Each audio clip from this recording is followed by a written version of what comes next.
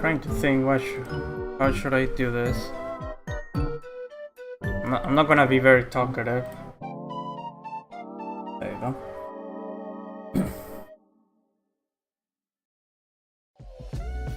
Fucking ads, shut up. Alright. Okay. Okay, I got it. Alright, here's what I'm gonna do. I'm gonna watch videos. There's videos I wanna watch. So what I'm gonna do, I'm just gonna have the video playing.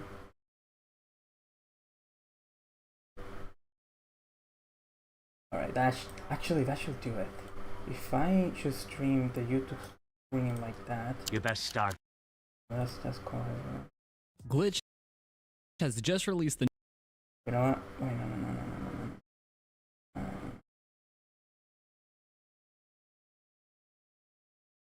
Okay, here we go. Newest. Okay, if I do this.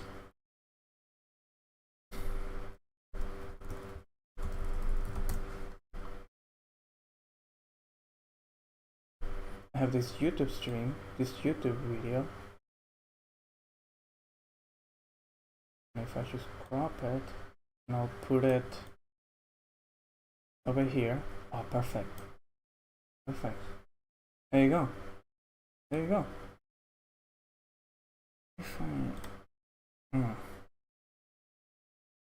Glitch has just released the newest episode of the Amazing Digital Circus, and as we are closing in on the finale of the show, we have had some major character development, and although I try to talk about a new character each time, looks like Jax is getting back-to-back videos because holy was that a crazy episode. Not only— Alright. How does this... Let me... have this YouTube directly here. Okay, my audio quality should be fine. My audio should be fine.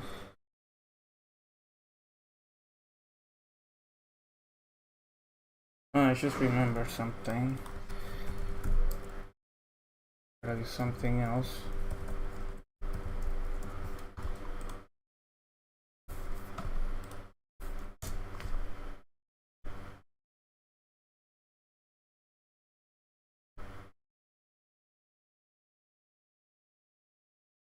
Wait, no, that's not Twitch.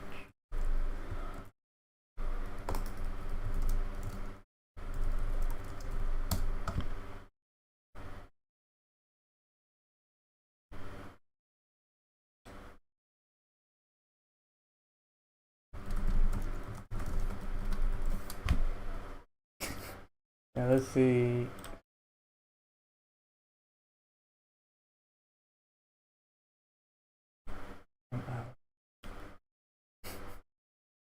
I used this silly thing.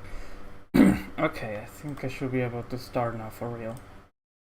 only does this episode strengthen the Jax haters, it also strengthens the Jax lovers, because no matter what your views on Jax are, we are very close to a breakthrough here. You know it, I know it, and 100% Jax as a character knows it. Of course, as usual, instead of posting this video the second the episode dropped, I took a step back to analyze all these new details, since you all deserve better than those half-baked theories people put together with no real evidence. After watching the episode for myself, this scene completely changed my perspective on Jax, while also being immediately disproven minutes later with this scene, which flips everything we thought we knew upside down. As you can see, these two scenes have very serious and separate tones and describes two different stories, which has drawn me to the conclusion that Jax is not sadistic, he's scared.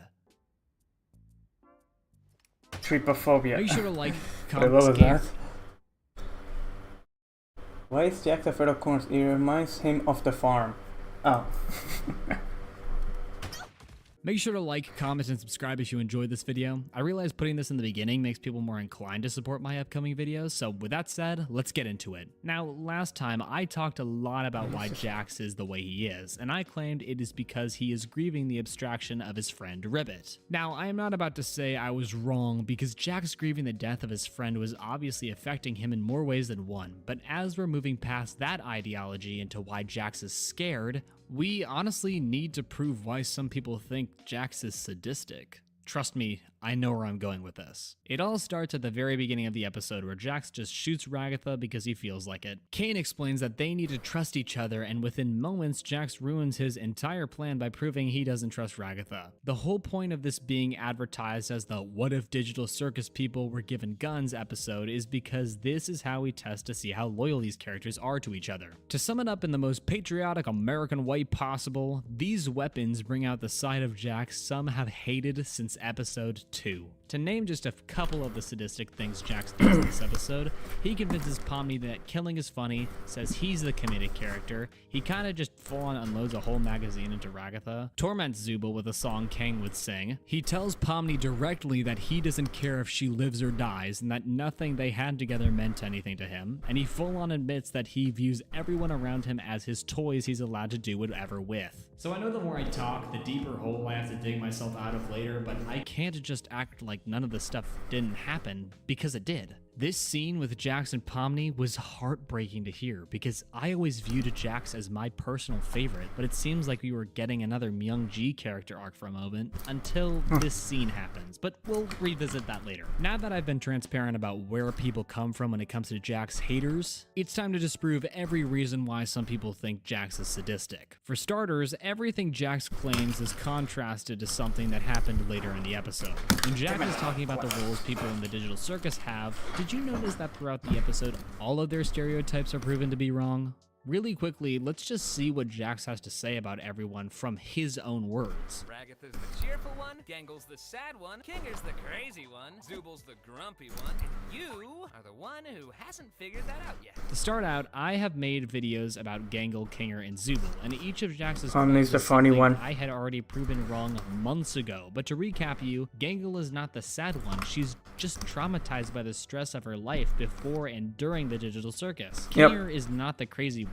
Him losing his wife had left him feeling emotionally broken. Zubul is not just the grumpy one. They feel isolated from the rest of the cast because of their appearance. Now, although I haven't talked about Ragatha yet, even in this episode, we see that she is struggling really hard with being happy and maybe on the verge of abstraction. No. This entire episode and the episodes building up to this have been designed to disprove what Jax says here because he believes they all fall into a specific category. Because Jax doesn't think Pomni has a characteristic yet, he tries to force her into being the villain along with him, something that would end up being reversed by the end of the episode, and something that was... It's funny, they keep saying they were about to abstract, Jax was gonna abstract, he was about to abstract. I don't think abstraction can happen that quickly. I think it takes a long time for someone to be mentally unstable for a good while, like weeks. It can't just happen instantly. Maybe. I don't fucking know.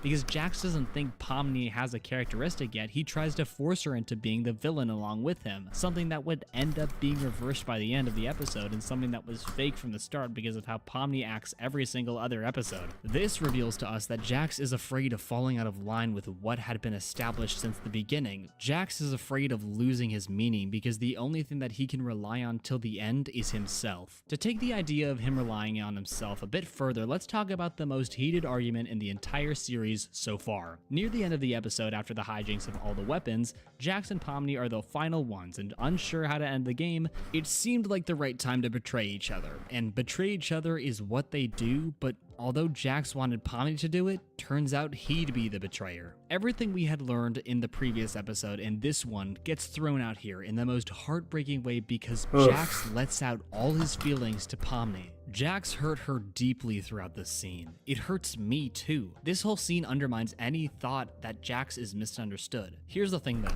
Jax doesn't actually believe anything he says here, and even though he violently paints it clear his intention, this is where Pomni says the thing that inspired this entire video. Because you're scared. You're scared. You actually show a human emotion. Now we already know Jax had it hard back when Ribbit abstracted, as seen from the previous episode, but we still never got to hear their conversation they had. one that seemingly brought them closer together. Now, I don't want to blame Pomni for this confrontation, since she obviously never would have known that hugging Jax without his permission first is the reason this whole conversation would go down, but Pomni clears the air and realizes that Jax is too scared to love or even like anyone again after Ribbit, and even though without saying Ribbit's name, we know exactly how Pomni came to this conclusion. To also represent how Jax is scared, we clearly see him realize that he's actually opening up and stops himself by dropping it completely and just smiling because he still views himself as the funny one. He can't be taking anything seriously. Also, I just want to point out that Jax says he'd probably forget about Pomni, but honestly, we know he hadn't forgotten about Ribbit yet, so how can we trust anything Jax says about his emotions, because it seems like Pomni knows more about him than he does himself. And the reason for that is because he keeps suppressing everything since he's too afraid to reflect on, feel sad, or grieve Ribbit. This leads me into my final point that proves he's scared and proves he doesn't believe any of the sadistic things he does.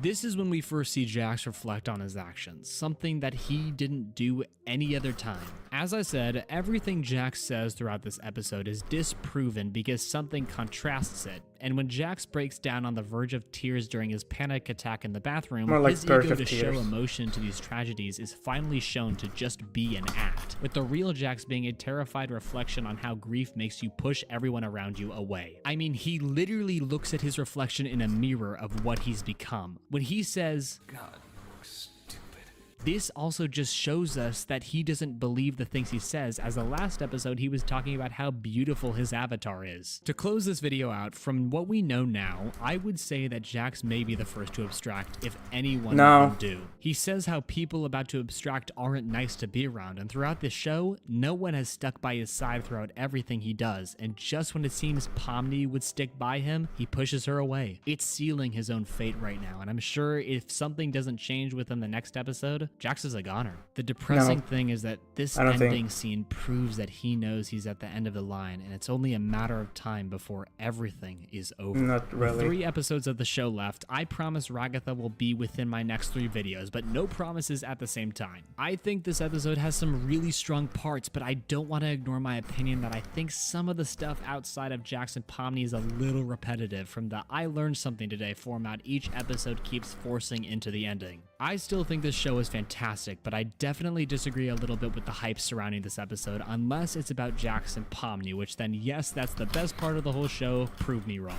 If you enjoyed this, please subscribe, as I'm trying to hit 40k subscribers by the end of the year. 2 final things, no video next week, but stay tuned on Sunday for a live stream to celebrate 5 years of Enchanted, and also free Schlep. I don't have to be a Roblox YouTuber. Oh, Schlep. With that said, thank you everyone for watching. Schlep. I'm Enchanted. Bye. I'm gonna watch that video. I gotta watch the video about that Schlep made. I don't think Jax will abstract. I don't think anyone will abstract because it's been confirmed a while ago. No, it's been confirmed that the message the show is supposed to have is that there's meaning in a stagnant life, and somebody said that if that's the message that the show is gonna have, it's kind of pointless if one of the characters will abstract. I don't know. Somebody said that. I'll be surprised if somebody actually abstracts. But then what if they're brought back? What if abstracted people can be saved? What if because Goosebump can lie. She can lie for funnies because it's funny. Can be funny to lie sometimes. I don't know. Oh, yeah, I was gonna check the chat. I'm barely ever reading the chat. I'm barely reading the chat. Somebody said they were gonna give a request. I don't know if I can take a request, but I'm gonna see.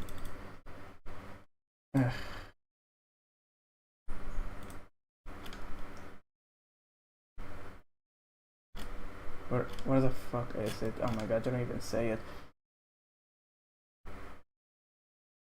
I got a request and they never say it. Are you really waiting for me to say, okay, what's your request? Please tell me. No, just say it. Yeah, finish. Will you my... What? What is that? What does that mean?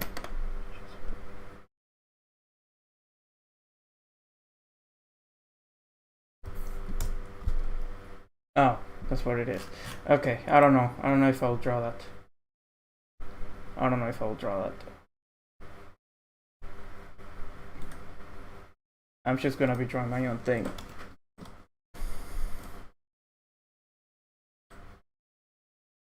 To the song Kane sings to Zubul when she locks herself in her Fun fact, the song Kane sings to Zubul when she locks herself in her room, and the same one Pomni and Jax taunt her with later, is called Daisy Bells. Aside from being a nice song in itself, it gets a lot of attention specifically for being the first song ever sung by a computer, the IBM 7094 in 1961.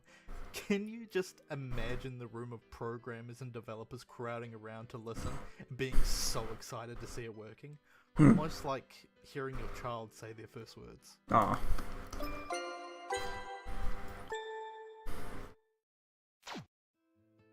Welcome to Mindfork. Last year I made my first and only Amazing Digital Circus Theory, but at the time only 2 episodes of the show had come out. I had ideas based on so little information, but nothing all that concrete since there wasn't really much lore to dissect. However, within the last week or so, the 6th one was released. So now that there's an accumulative 2 hours, 38 minutes and 29 seconds to comb through, I feel like we have a lot more to talk about, and so we're here for round 2. But before we get into the new stuff, we should probably look back at some of the old stuff. You can go back and watch the original theory if you want, but I won't blame you for giving it a miss since I'll rehash it here. To summarise, I basically said that CNA, the company we see in the pilot, and again in episode 6, created the digital circus and began purposely trapping rebellious employees inside to both silence them and improve the program with forced beta testing. It was kind of an forced beta outrage, testing, yes. and now that it's been a while since then, I won't say that it's completely wrong, but there are certainly things that are proven to be blatantly incorrect. So, great. But hey, that's par for the course when you do theory crafting, so potato potato. Oh, potato potato. What? Where do we start then? Well, I think a good place would be right below the screen there. Yep, a little to the left. That's the one. Hit the subscribe button for more of this kind of stuff and let me know your thoughts in the comments okay. below. A sneaky Can you get to the video? Can you get to the topic? Where should we actually begin? Well, I think we should start with what's new. Episode 6. Something that caught my eye, and almost single-handedly kicked off my descent into Theoryland madness, is a moment in which Kane stares at a bunch of old Polaroid photographs. There you go. The only one we see is an old office setup complete with coffee, computers and paper. Paired with the CNA logo in the background, this is clearly an image from outside the circus in the real world. And yet, despite having no people in it, it's far more lived in and active than the desk we see in the pilot episode. So that begs the question, where exactly has CNA and its employees gone? In the pilot, we see that the computer is dusty and abandoned, but in this image, it's clearly not. And I mean, with the technology to scan minds into digital space, there's no way anyone would make the decision to just leave it behind. So where did they go? What happened in the time between the taking of this photograph and the pilot episode? Well, what if CNA didn't abandon it on purpose? The computer hosting the circus wasn't abandoned by choice. Every developer that once worked on it was unceremoniously sucked into the circus as well. No, they weren't. The reason it was abandoned in the I don't buy world it. is because there's literally no one left to look after it. I know, it's a lot, but before I can explain why I think this, because I believe I can, we need to talk about another aspect of the Polaroid photographs other than what they're capturing. Kane's reaction to them. If we actually look at Kane in this shot, it looks like he's reminiscing, and given how emotional he was prior to this point, here, have guns. I don't care anymore. Ugh, fine! It's a very human thing to start looking back at happier times when current events aren't all that pleasant. But that brings up even more questions, right? Assuming that the circus has been running since the 1990s. He just did an ass. Right? Assuming that the circus has been running since the 1990s, and the events in the show are around the same time period as now. That means Kane's been doing this for around 30 years. And if that's the case, what exactly has changed to make him feel the need to reminisce? It can't just be his arguments with Zubul, she's been like this. I don't want an in-house adventure. She? Do you just say? Did you just say she? Did you just say she? It can't just be his arguments with Zubul, she's been like this. She? You misgendered Zubul. I'm gonna give you a dislike. I'm gonna dislike you for misgendering. Whatever.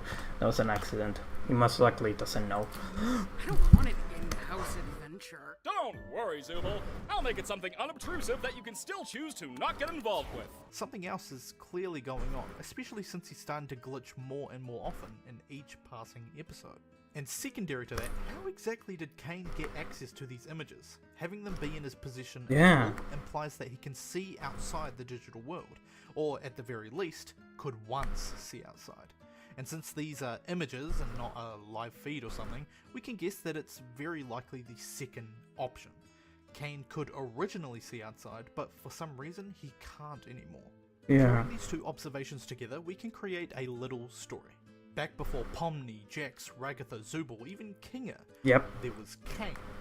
Kane was still but only a single line of code when he was being developed by the brilliant minds at CNA.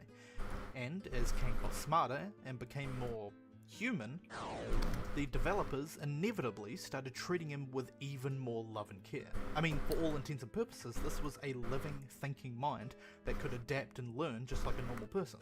Billions of dollars and thousands of hours of research just to make him.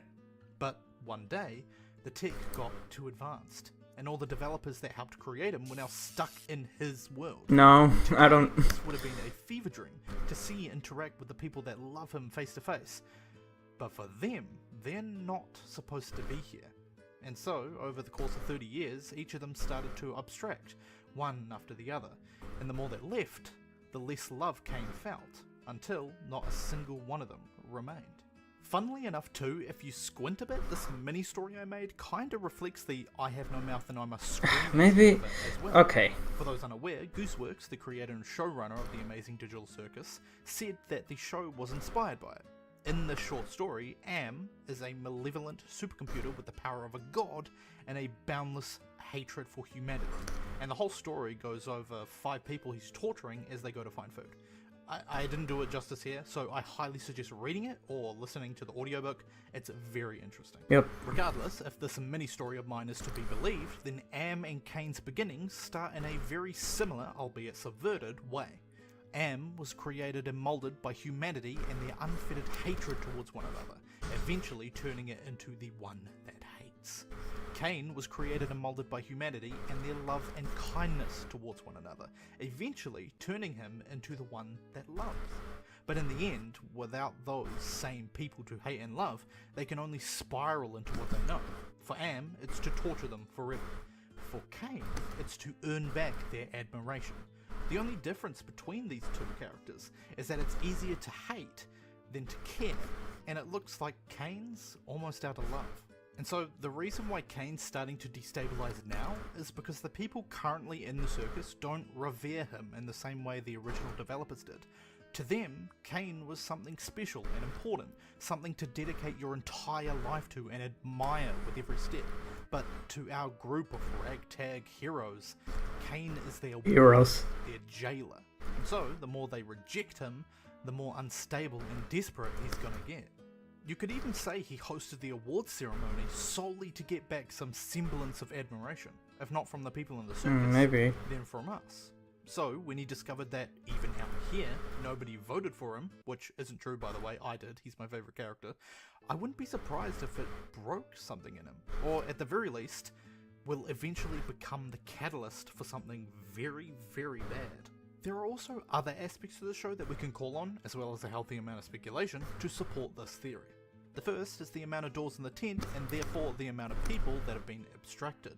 Yeah. I guess since we've spent the whole show with only 6 people, it's somewhat easy to miss, but that's an absurd amount of abstracted people down there, paired with the endless hallways we see, and the countless number of people have been stuck in the circus.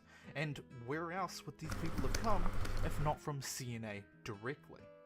Even from the pilot episode alone, if you think about it, it should have been obvious that a lot of people have been trapped given those 2 details. Which actually brings me to my next point. In episode 5, we're given a little more info on everyone's lives before the circus. Gangle went to school for graphic design, but dropped out and became a manager for an unspecified fast food chain.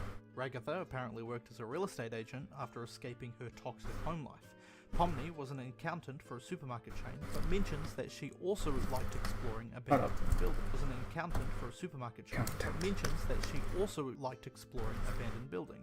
And Zubul was a bartender and tattoo artist. We don't get all that much info from Jax and Kinga in this scene, but at least for Kinga, we know that he studied computer science for 7 years.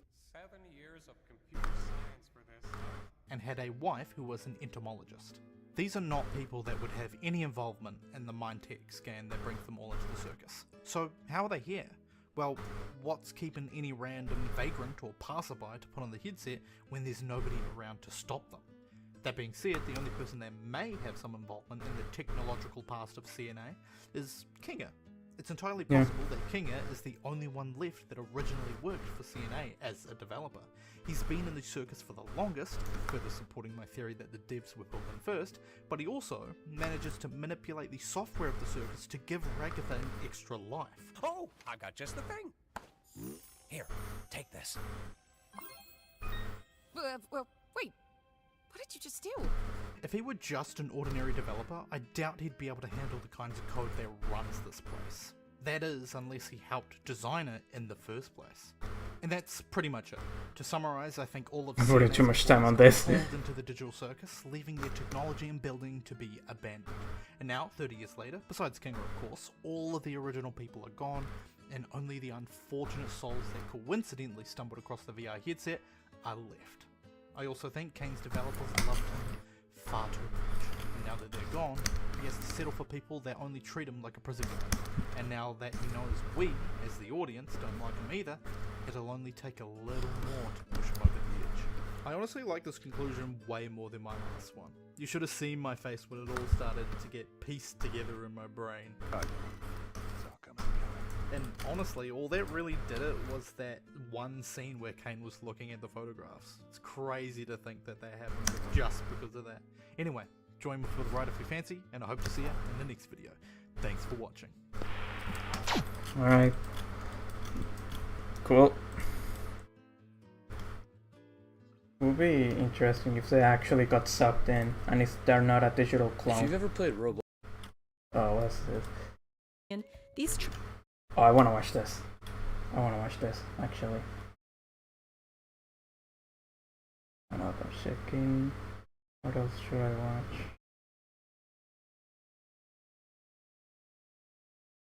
Alright. By this point, it's no secret that I love animation, and I hate big corporations, which means that I really like indie animation. Glitch Productions' newest IP, The Amazing Digital Circus, is now officially the most watched animated indie pilot, and I think it's very well deserved. The voice acting is great, the character designs are all super fun, and of course the music is banger. The score flawlessly combines wacky jazz ideas, dark orchestral underscore, and catchy circus tunes into a vibe that's simultaneously fun, but also unsettling.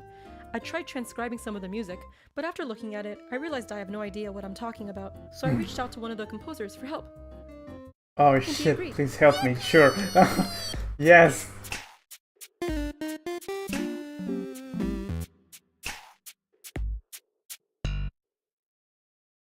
Oh shit. In the pilot of The Amazing Digital Circus, we see main character Pomni get isekai'd into the eponymous digital world, Isekai. meet the cast of wacky characters, avoid the entire Gloink storyline, and obsess over finding an exit. Tonally, this episode is pretty interesting. Near the beginning, everything is bright and cheerful, reminiscent of the tone of a children's cartoon, albeit with light foreshadowing to the true nature of the digital circus. The opening theme glitches and repeats for a small section, objects clip into the geometry, and a startled Pomni is told she's trapped in the circus forever. Despite this, the ringleader, Kane, tries his best to distract and keep the tone wacky and relatively cheerful. The music seems to match this kind of quirky, meta-ironic vibe. The main theme features mostly MIDI instruments, a jumping tuba bassline, circusy organs and bell arpeggios, and a mostly friendly diatonic melody. We'll talk about this theme in a bit, but first I want to dive into the underscore, the non-diegetic tracks that play during the rest of the episode.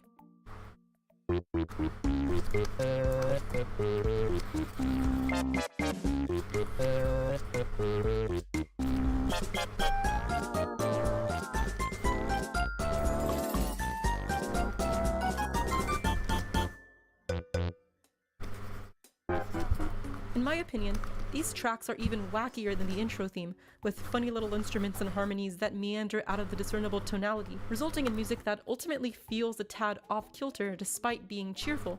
What were your thoughts when writing this, Evan? So there's really two kinds of music in the pilot. There's the circus music that like plays by the rules set in the virtual game world, and then there's the more orchestral-focused underscore that sets like a mysterious or sinister tone when that's needed. Everything for the circus sections is just sort of this like stream of consciousness of various jazz ideas. There's just a lot of, I don't know, like different genre mashing going on. We picked up a lot of inspiration from Bo N. It's like pretty obvious. Yes. Especially the stuff on snipper clips. Yep. The idea was to get these like exuberant and silly sounding tracks that also work as these like tonally complex earworms, which I think Bo N or like Koji Kondo have really mastered. Oh. I think one of the most charming bits about music in Nintendo games is really how much musical knowledge is displayed by the composer when on the surface you have this music that sounds like goofy and immature. That's actually so cool. I remember when watching this the first time, I was getting a kind of Bowen vibe I couldn't quite place. Definitely a great inspiration. And as you said, the score feels like it's split into two halves. Shortly after Kane gives the circus inhabitants the Gloinks mission and leaves, Pomni, Jax, and Ragatha encounter the first truly unsettling thing in the episode, an abstracted, monstrous Kaufmo. At this point, the score completely changes. Contrasting the brighter and wacky calypso-like tracks from earlier, this cue is dark and entirely orchestral. The orchestral stuff is definitely the stuff that I enjoyed the most. That's purely because I'm a huge fan of writing orchestral music in general. Yes. The Kaufmo track heard in the pilot is actually its second iteration, and it was a joint effort between Goose and I. You can hear the first version in the full soundtrack release. The swap was just to get more of like a melodramatic tone versus this like purely evil or sinister sound. One of my favorite parts in the orchestration and composition was just how much planing it uses. Just for anyone that doesn't know what planing is, it's when you take all the voices in a chord and you move them purely in parallel motion, with the intervals between those voices not changing at all. So you hear this a lot in like John Williams music, for example. There's a section with the brass when Ragatha is getting tossed around where the horns and trumpets are just like moving chromatically through the scales. Oh. That. And then the music quiets down and we get kind of a similar vibe on the piano and the woodwinds with like this descending line playing a, I don't know, like a minor chord with the major 7. My absolute favorite addition that I know will sound very lame is this subtle detail that I'm sure almost no one cares about. And I care. During the big dramatic chords in the middle of the track, you can hear a woodblock playing in the percussion session. I want to hear it. It's just something that, it's one of those additions of percussion colors in orchestral music. It adds so much good flavor to a cue. The woodblock itself is straight up inspired by the 4th movement of Prokofiev's 5th Symphony.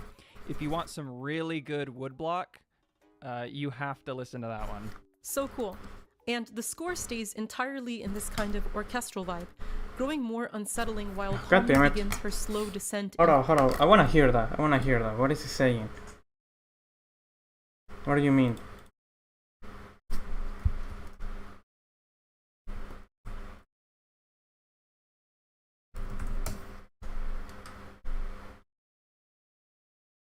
Oh my god, why is it so hard to get the soundtrack? I have to go to the channel.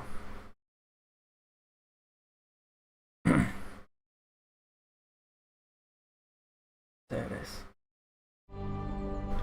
Fucking ads. Okay, what? Kind of Prokofiev's 5th woodblock itself, it adds that it's one of those additions of percussion colors in orchestral music. It adds so much like just good and that's during the is this subtle detail that I'm sure almost no one cares about. And that's during the big dramatic chords in the middle of the track. You can hear a woodblock playing in the percussion session. Woodblock. Instrument. Okay. What is that? Oh, I know what it is. Oh, wait. Woodblock is this.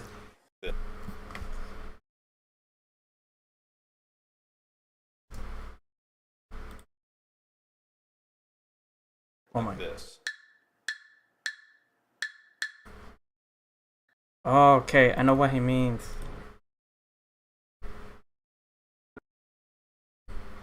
Oh my god, why is my computer so slow when I'm streaming?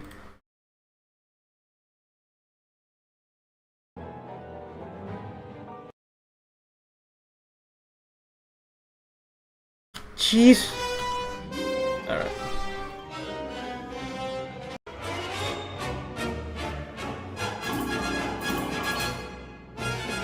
Yeah. It's just something that one of those additions of percussion colors in orchestral music. It adds so much like just good flavor to a cue. The woodblock itself is straight up inspired by the fourth movement of Prokofiev's Fifth Symphony. If you want some really good woodblock, you have to listen to that one. So cool. Okay. And the score stays entirely in this kind of orchestral vibe, growing more unsettling while Pomni begins her slow descent into insanity.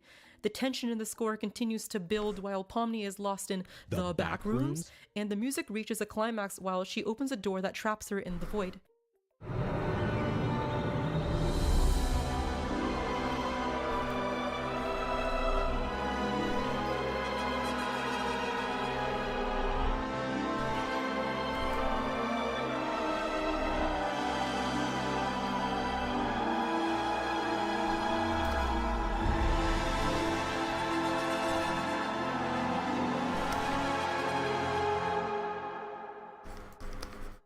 The music here is crazy, with vast sweeping lines that overlap with each other and punchy trumpets that trail off into the abyss. But also, Evan did something really, really cool here that I'd love for him to talk about. So this was a pretty interesting technique we tried. Basically, the cue is written forwards and then reversed, and then rewritten in MIDI as its reversed form. What? And then you export that, and then this new version gets reversed. So you get like the original cue, but with like the reversey sound. It's basically like the Twin Peaks dream dialogue technique, if you've ever seen that show.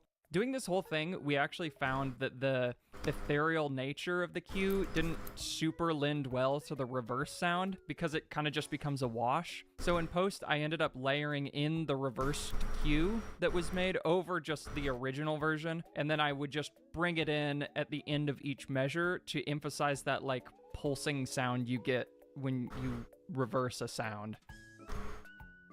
I'm so sure about that.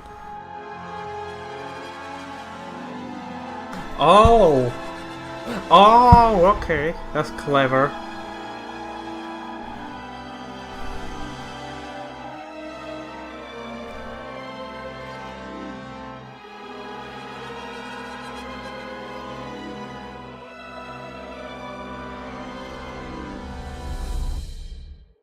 Okay. So that's what they did. And then, new very short bass on the oh my god! Wait, so... Oh my god. And then they made...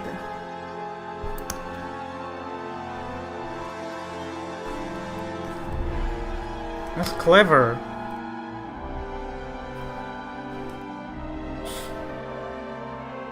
I'm gonna leave this like this.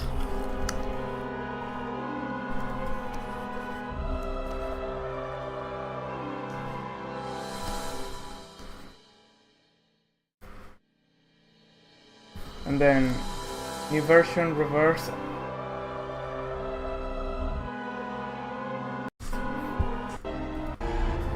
Oh my god. Finally with both versions mixed. Bro, dude, that's clever.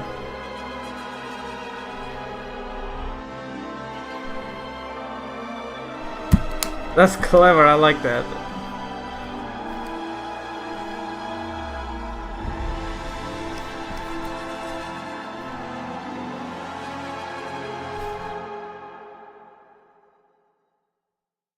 It's such a cool technique. Damn. It adds that subtle but recognizably reversed quality to the music while keeping all I didn't notice it was reversed. moving forwards. So cool. The cue itself was probably my favorite to write. I definitely put... I didn't notice it was reversed. Forward, but recognizably reversed quality to the music while keeping all the elements intact and moving forwards. So cool. The cue itself was probably my favorite to write. I definitely color put this. the most time into it. Going into it, I knew I wanted to have a build-up and then like a big release during the shot that's just the gaze into the void.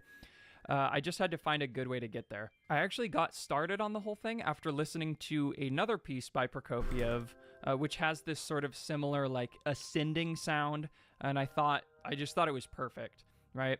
So it ended up working as like this jumping off point for the inspiration. I am not going to say which one though, because I want all of the listeners out there to do some homework. I also noticed that in the sequence, I wanted to have this ascending melody line that sort of like struggles to hit all of the chord tones. So I have it do this thing where it weaves in and out of the tones in just a C major scale. You get this sort of sense of direction that it's moving up, even if it's like kind of wobbly. Then for the final chord, there'd be this like voice leading movement that kind of throws you off, and then finally just lands you on this huge fortissimo final chord. At the end of it all, we really just go from C to F, but it feels like we went on quite a journey to get there. I've seen people point out in the orchestration that there's these like echoing trumpets that pay homage to the score from The Matrix. But being totally honest, I didn't even know that The Matrix sounded like that or had that quality in it. So the similarities are purely coincidental. I think like thematically, it obviously fits basically perfectly. And I'm kind of glad that it seems to have accidentally invoked that, you know, the reference. The real inspiration for those trumpets is all Colin Stetson's Reborn, which it's a piece of music that I have a very deep admiration for. To me, the trumpets convey this sense of like grandiosity and scale. Like that particular instrument's attachment to like the regal really helps give it that sense.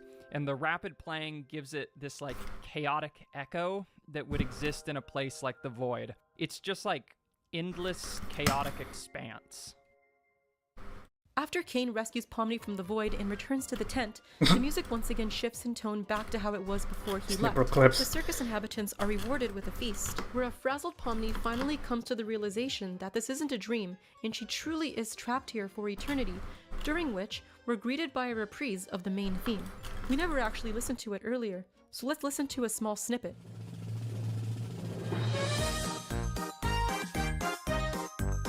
It's a leitmotif.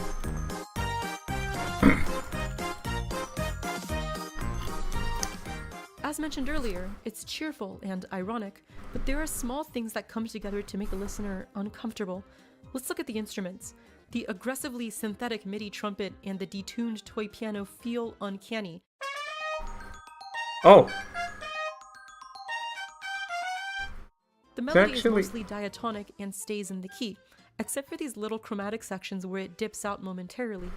But also near the end, we change keys from E-flat major to the brighter E major, going into one final repeat of the theme before ending on a quirky little fanfare.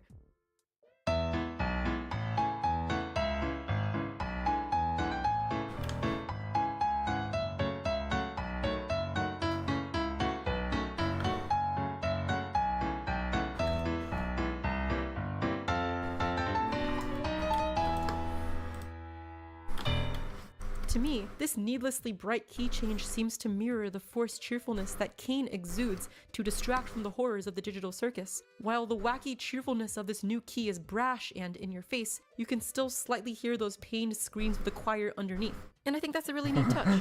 But one thing I personally find the most interesting about this theme is the chord progression. This is a simplified version of the anime canon chord progression, which I talked about in my anime canon video. In case you haven't seen it, to summarize, this chord progression is the classic Pachelbel canon chord progression.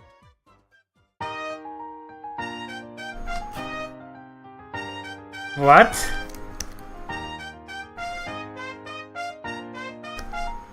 Except with a more modern, jazzier harmony.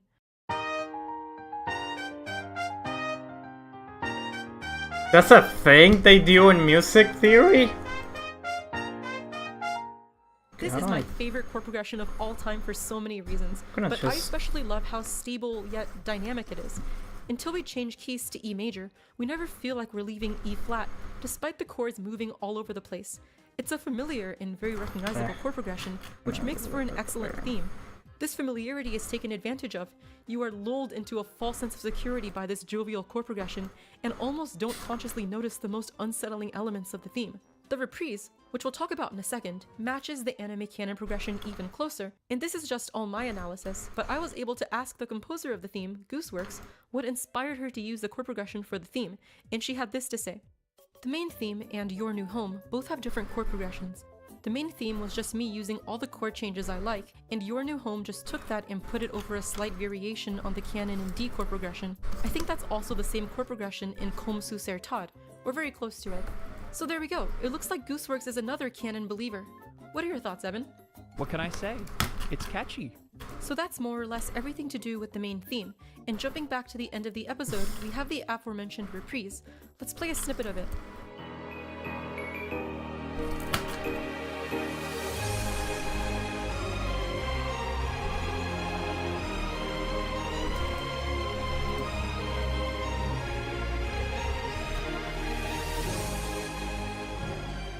It's still recognizably the theme, but all of the unsettling elements are made more prominent. The melody starts on an unrealistic, plinky MIDI piano before being performed entirely by MIDI strings, whose synthetic quality once again feels uncanny. The stilted, unnatural choir is much louder. The minimal tuba bass line is replaced with powerful string basses, doubled with timpani hits. This part plays while the camera zooms in on Pomni, who slowly realizes the reality of her situation. Then, the music pivots to a more fanfare-like ending. Let's take a listen. Yep, that part.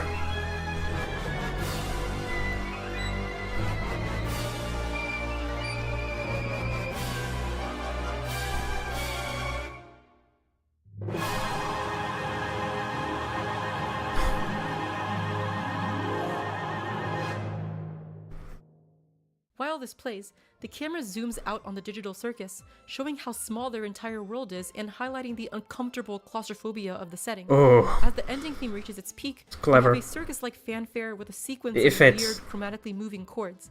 These chords are wild and deceptive. It all The fits. first chord of the fanfare, E major, in the context of our key of A flat, sounds like the flat 6. In the context of a major key, and especially an ending fanfare, we usually expect this chord to go up a whole step to the flat 7 before resolving up one more whole step and landing back on the 1. You've probably heard the sequence dozens of times. Famously, it is the flagpole fanfare from Mario. Oh, that. Okay. Fanfare. It's familiar and the most expected resolution, but Gooseworks subverts this, and the chords Oh, step yeah. chromatically into the more unstable G7, and then B flat 7, and then this B diminished-ish chord, and then a beat of silence, and finally that resolution of A flat major we've been waiting for. This is so cool for so many reasons. The chords obviously feel super weird, and something neat is happening with the individual lines that make up the chords. We have what is called contrary motion. Contrary, Some okay. instruments move in opposite directions of others. Listen to the bass, for instance. I've isolated it.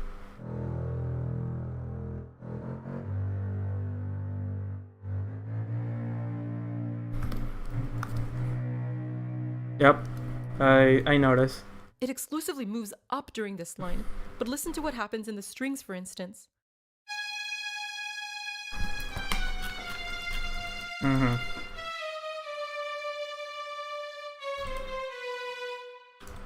The strings move down. With the higher voices falling and the lower voices rising, the chords are literally closing in on themselves, mirroring the visuals during this final scene. And the chords It themselves fits, are it's wild. perfect. That G7 is up a minor third from the E7, and the B flat 7 is up another minor third from the G7. This is the beginning of a pattern. Let's visualize it using the circle of fifths. As you can see, we go counterclockwise 90 degrees from E to G, and another 90 to B flat. Logically, it would make sense to continue the pattern another 90 degrees to a D flat 7, but our expectations are once again subverted. We go to this super tensiony and unexpected B diminished-ish chord. We hang in silence after hearing this insanely jarring and suspenseful chord, before finally resolving to the tonic A flat major for a climactic finish. How would you analyze that penultimate chord, Evan? So, knowing Goose and knowing that she technically doesn't have any, formal training in music theory, I'm not sure if I can really, analyze this chord. I think it's more just, the intentionality is there of a crazy dissonant chord before the big final major chord. It's probably some form of diminished chord though, just judging by its general quality. Yeah, that makes sense to me. I think the cool thing about music theory is that function is derived entirely from sound. Even if this chord wasn't written using the so-called conventions of diminished chords and their constructions, it literally doesn't need to be. It's tensiony, that's relieving. And I think that's all that matters. That's relieving. Anyways, with that, the credits roll and the episode... That is relieving. Let me hear that again. Function is derived entirely from sound. Even if this chord wasn't written using the so-called conventions of diminished chords and their constructions, it literally doesn't need to be. It's tensiony and it fits. And I think that's all that matters. But anyways, with that, the credits roll and the episode is over. Once again, thank you so much, Evan, for joining us. Yeah, of course. Thanks for having me. I can always talk about the wacky music that I write. And with that, I hope everyone is looking forward to even more wacky music, because it's definitely coming. If you haven't already, watch the show. It's cool. Also, make sure you guys each buy 17 Pomni and Jax plushies so they have the budget to make the rest of the season lickety-split year. Also, Glitch, if you guys are watching this, please, I am begging you, make a... What is she drew, Jax? That's big. I haven't noticed I haven't drew Jax as big Shungus. Plushie for Kinger. I resorted to making my split year. Also, Glitch, if you guys are watching this, please, I am begging you, make a plushie for Kinger. I resorted to making my own bootleg in the meantime. Wait, was this made? Was this made when the pilot? Oh my god, a year ago. This video was made when the pilot came out. Right. Bootleg Kinger. Alright. Oh, 2 viewers. Stop spamming.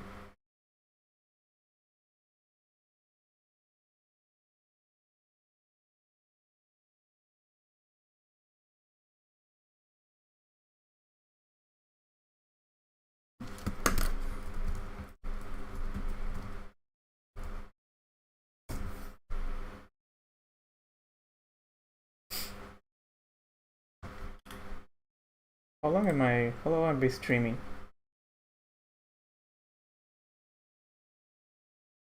And I only have two viewers. Oh well. I'm gonna do something. I'm gonna end it soon. I'm gonna watch one more thing and then I'll be done streaming. Okay, this one is 15 minutes. Yeah, what a fucking art! Yeah, give me the fucking art! Yes! Yes! Yes, I want a car! Give me the car! Yes!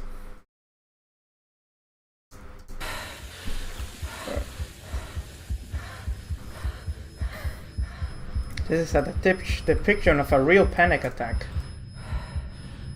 This is what everyone wants me to talk about. Yes, Jax is having a panic attack. So let's all put on our therapy hats and break down all the reasons that Jax might have had a panic attack. And I have my own theory and we can take a look as to why. We did it! We make such a good team.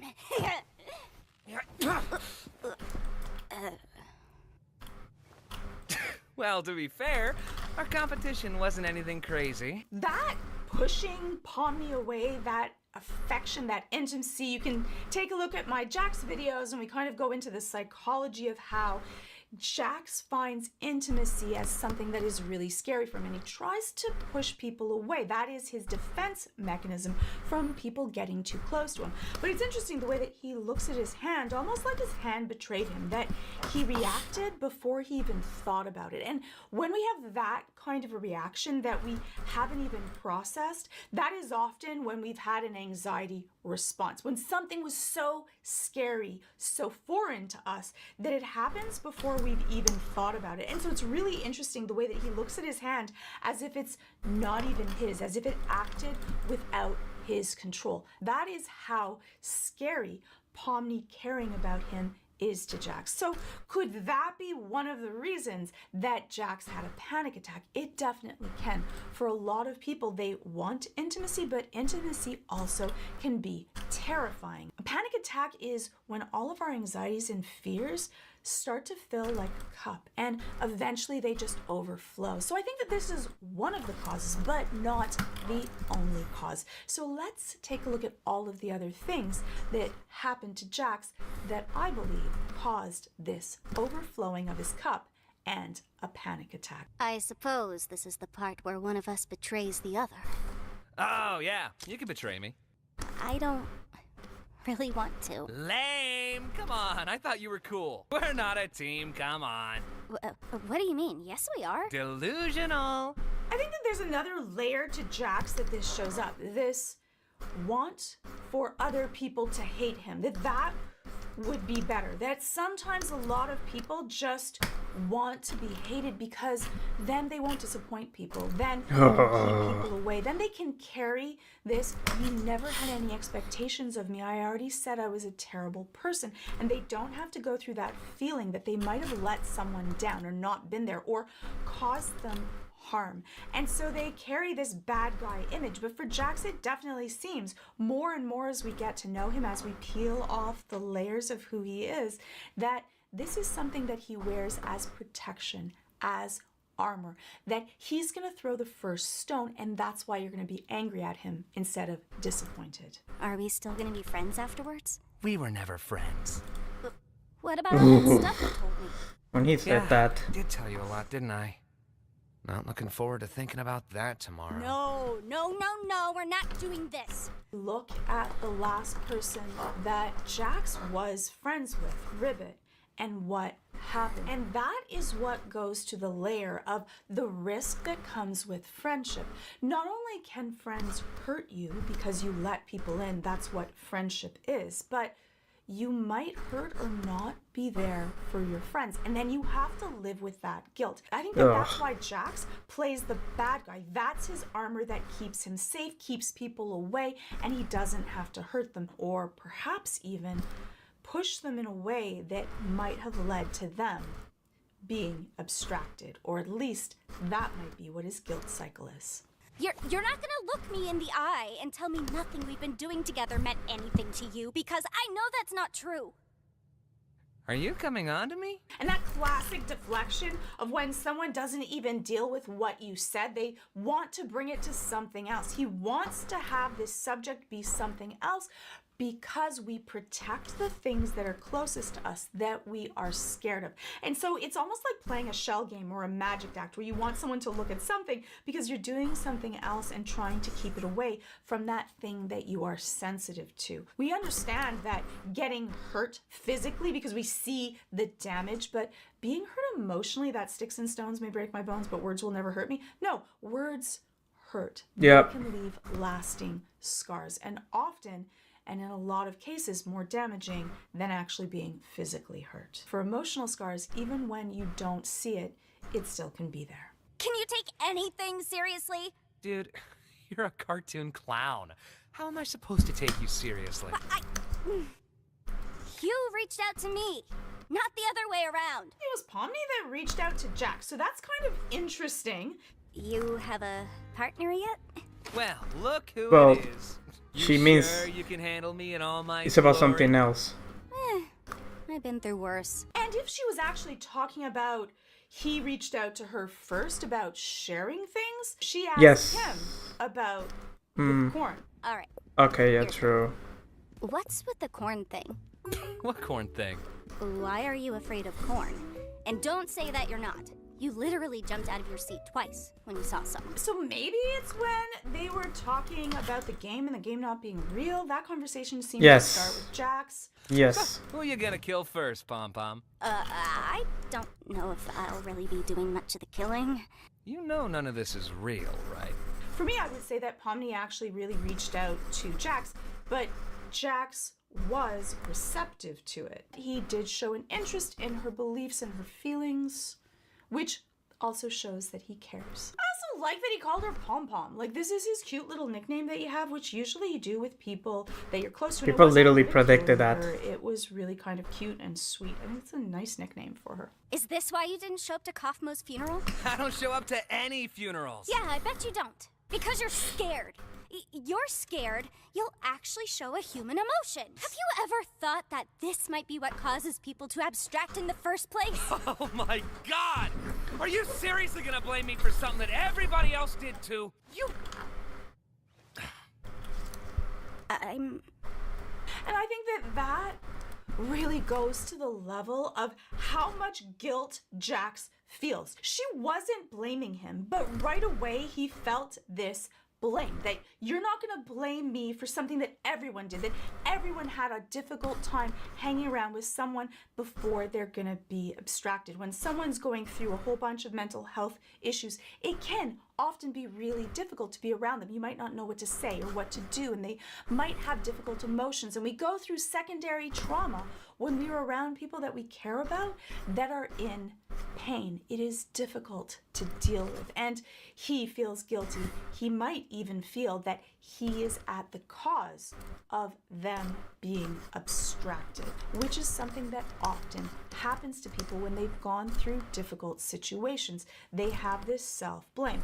Also goes to that sign that he's not a sociopath, because he wouldn't have those kind of feelings or even feel guilty in the first place. So he doesn't have to deny anything because it doesn't matter to him. And so that goes into that then gloss over of this is too much. I think that in a lot of ways, Jax uses those masks to keep his emotions in check so he doesn't have to think too much. But now that he has someone else that is getting close to him, all of those thoughts of those risks that he could harm someone, and he's starting to care about Pom Pom, and so because of that, this causes him to start to spin. When I say spinning, I mean have a whole bunch of worry thoughts. Before you have a panic attack, often you are thinking about, oh my goodness, I don't feel in control, I can't do this, something bad could happen, I can't keep it away, I care too much, this is gonna happen again, the same thing that happened before, and I'm not gonna be able to stop it. And that feeling of danger, because for our brain, physical danger can cause a panic attack, but so can emotional. And it's actually really common for it to be emotional, and sometimes that's even good things can make us feel scared. And I think that's exactly what happened to Jax. Wait! Trust me, partner, I got this! Oof, I relate to some aspects on that.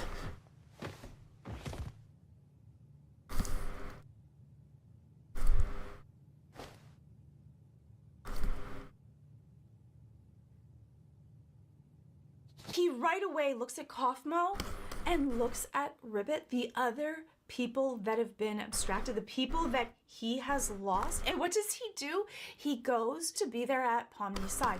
And you would think that if he actually just wanted to win, he just wanted to cause chaos, why be with her? He wouldn't care. That I wasn't there for these other people, so I want to make sure that I can try to keep Pomni safe, is one of those pieces. Perhaps he wasn't there in the way that he wished he could have been for Kaufmo and for Ribbit as well. And you can just tell from Ribbit's face, like he seems like someone very sweet and affectionate, like just from the look that he has, that would be similar to a Pomni, someone that will challenge him but also will be there at his side, like a true partner in crime. If I led you on, it was just to make this part hurt you more.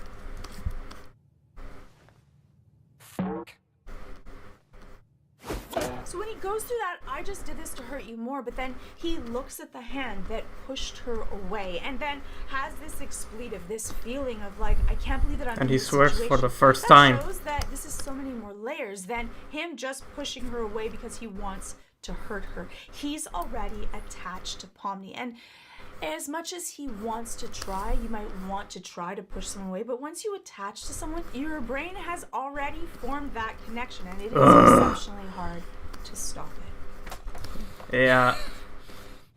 There's nothing more to me. So please, just stop looking. And I think that was the most heartbreaking line that he has, that he doesn't want to do that. He wants to keep her safe, and he wants to keep himself safe from all of these feelings. But that look of just desolate, he's crestfallen.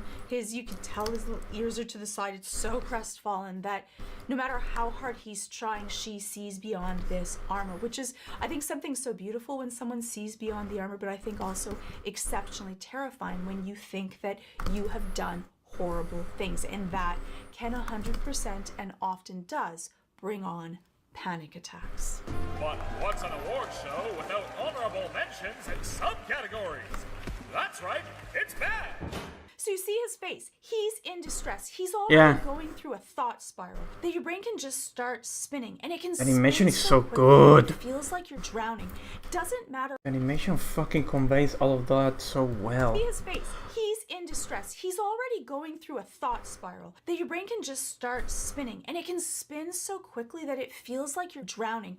Doesn't matter what's happening in the world around you. You're just trying to keep it all together, to hold all of the pieces together. And that brings me kind of that thought of what is abstraction and what actually happens. I think that we will do a video specifically on abstraction and the psychology behind it to the digital circus, because I think that I have a pretty strong grasp on what exactly happens, what causes an abstraction, and what might be able to keep people safe. So let me know if you want that video. For Jax, though, he's going through that thought spiral, and you can see subscribe to the person so she can do that. You end up causing this danger level to your brain where it sends epinephrine, adrenaline. Subscribe to this person so she can do that.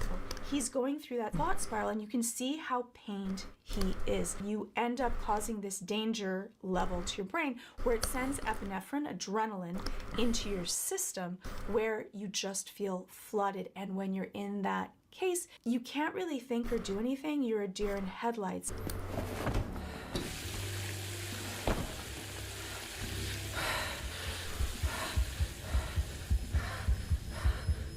So you hear his breathing, you feel his heartbeat. He's in fight or flight. Your body is getting ready to protect you. It feels like you're being tortured, but your body is actually there to keep you safe from danger. So if you have to fight or you have to leave, you will be able to do that more effectively. But in those times, you actually shut off your working memory, so you're not thinking as clearly as well. It can be exceptionally distressing to be able to have a panic attack, but he does a good job. He brings himself to a safe space, he does his breathing, he takes some water, and he focuses his mind.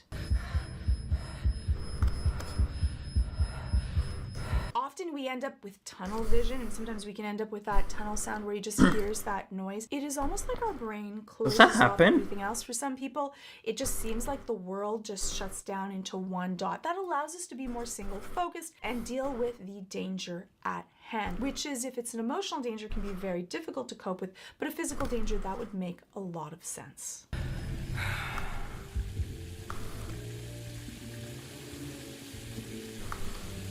God, you look stupid. And that negative self-talk often comes with it. It's often before and after, and you feel horrible for just having this panic attack, which is completely normal. It does not mean that you are weak. It means that something bothers you that matters to you this much. So my thoughts are that it is not just Pomni, not just him trying to protect himself from intimacy and from strong emotions, not even from friendship. It is his feelings of guilt for not being able to protect his friends, that he believes he is the cause to this, that he's toxic and wants to keep everyone else away from him. And those thoughts, everything coming together of him actually caring about Pom Pom and that he can't keep her safe from him, that, I believe, is what caused Jax to go through a full-blown panic attack. You can let me know if you think I'm right or wrong in the comments below, and your thoughts on Jax. I'll see you in the next video. I wonder, which I think will be about Ragatha. We shall see.